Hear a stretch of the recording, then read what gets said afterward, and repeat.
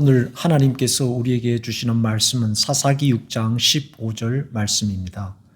그러나 기드온이 그에게 대답하되 오 주여 내가 무엇으로 이스라엘을 구원하리이까? 보소서 나의 집은 므낫세 중에 극히 약하고 나는 내 아버지 집에서 가장 작은 자이니이다 하니. 아멘. 오 주여 내가 무엇으로 이스라엘을 구원하리이까?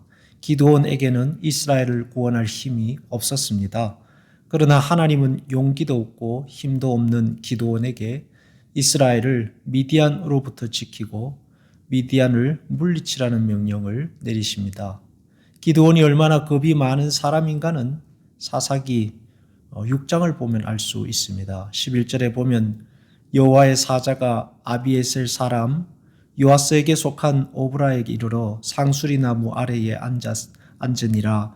마침 요아스의 아들 기드온이 미드안 사람에게 알리지 아니하려 하여 밀을 포도주 틀에서 타작하더니. 밀을 포도주 틀에서 타작하는 그런 인물입니다. 원래 밀은 바람이 부는 넓은 타작 마당에서 타작합니다. 왜냐하면 껍질이 많이 날리고 먼지가 너무 많이기 때문에 실내에서 타작할 수 없습니다. 그런데 기드온은 그것을 좁고 깊은 포도주 틀에서 타작했습니다. 미디안에게 들킬까 봐 겁이 났던 것입니다. 그렇게 기드온은 겁이 많고 두려움이 많은 인물이었습니다. 그럼에도 불구하고 하나님은 기드온을 택하셨습니다. 하나님이 이 기드온이 믿음이 없고 두려움이 많다는 사실을 몰랐을까요? 다 아셨음에도 불구하고 그를 택하신 것입니다.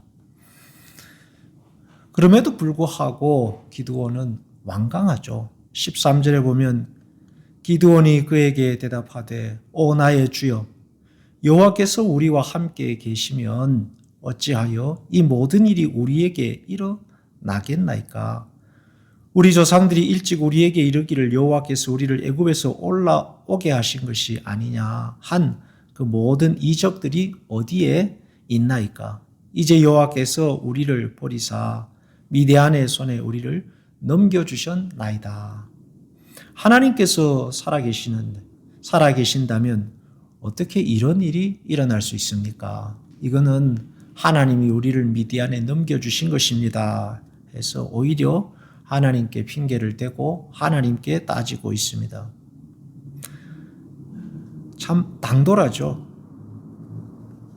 하나님은 믿음 없고 겁이 많고 핑계하는 이 기드온을 벌하시거나 혹은 그를 버리시거나 하지 않습니다.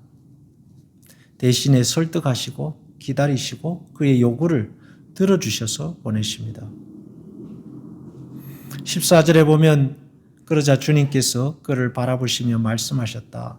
너에게 있는 그 힘을 가지고 가서 이스라엘을 미디안의 손에서 구하여라. 내가 친히 너를 보낸다. 참 놀랍죠?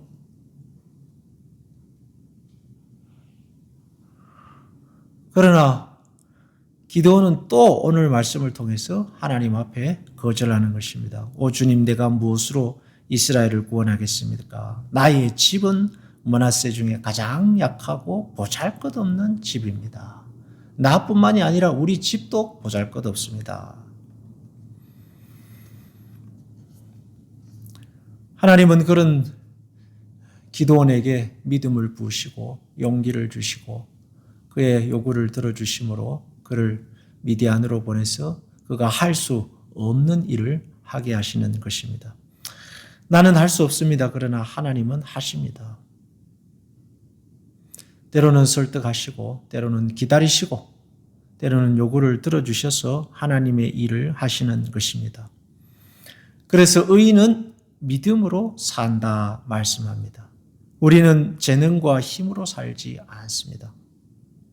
우리는 가진 것으로 살지 않습니다. 우리는 반대로 하나님이 주시는 믿음으로 삽니다.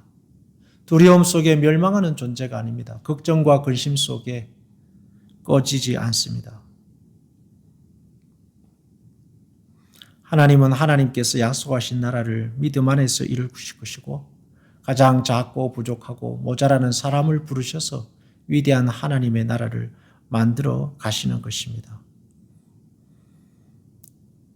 하나님의 말씀에는 모자람이 없습니다. 지금까지 어떠한 두려움으로 살았을지라도 하나님의 말씀은 여러분의 인생을 변화시키고 바꿔내실 것입니다. 기도하겠습니다. 하나님 아버지, 두려움과 걱정과 염려 속에 사로잡힌 우리의 인생을 불쌍히 여겨 주시옵소서. 믿음을 더하여 주시고 우리는 행할 수 없고 할 수 없는 일들이 많습니다. 그러나 하나님께서 붙들어 쓰시고자 할 때에는 모자람이 없을 줄로 믿습니다. 주님, 하나님의 말씀을 우리에게 양식으로 허락하사 평생도록 믿음으로 하나님 안에서 살아 하나님의 이루심을 보고 살아가게 하옵소서. 예수님의 이름으로 기도하옵나이다. 아멘.